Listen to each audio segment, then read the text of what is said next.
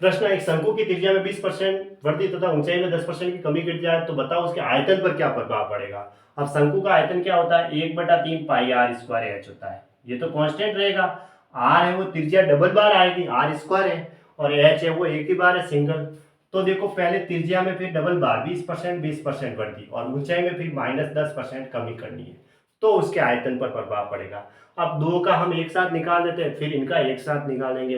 प्रतिशत में परिवर्तन कैसे निकालते हैं, x प्लस वाई बटा 100, तो 20 प्लस 20 और प्लस 20 गुणा 20 बटा 100, ऐसे करेंगे तो ये परसेंटेज में आ जाएगा।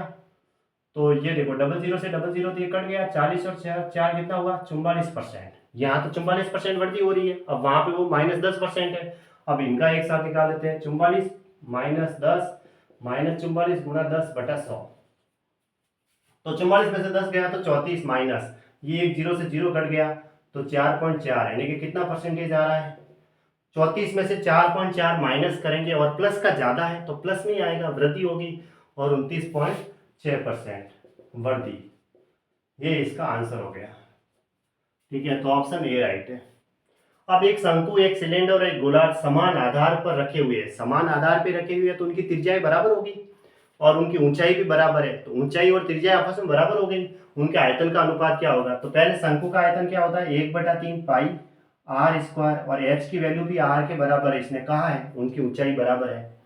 उसके बाद सिलेंडर का आयतन पाई आर स्क्वायर, एच की वैल्यू भी आर के बराबर है।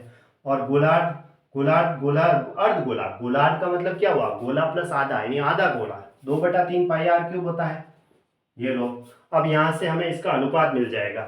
देखो सबके अंदर आर क्यूब बन रहा है, आर स्क्वायर गुणा आर यानी आर क्यूब, आर स्क्वायर गुणा आर यानी आर क्यूब, या आर क्यूब कट गया, पाई से पाई भी कैंसिल हो गया, सिर्फ क्या बचा, 1/3 अनुपात, यहाँ 1 है अनुपात 2/3। ठीक है, तो 3 एलसीएम आया तो क्या बना, 1:2, 1:3:2, क्योंकि 3 एलसीएम आ रहा है, इसके नीचे कुछ नहीं है तो 1 है, 3 का 3 में भाग देंगे एक बार, 1 का भाग 3 में देंगे 3 बार, 3 को 1 से गुणा किया 3, और 3 से 3 घटा तो 2। अब नीचे वाले को हटा दो, तो 1:3:2, ये इसका आंसर हो गया। तो ऑप्शन सी राइट है, 1:3:2।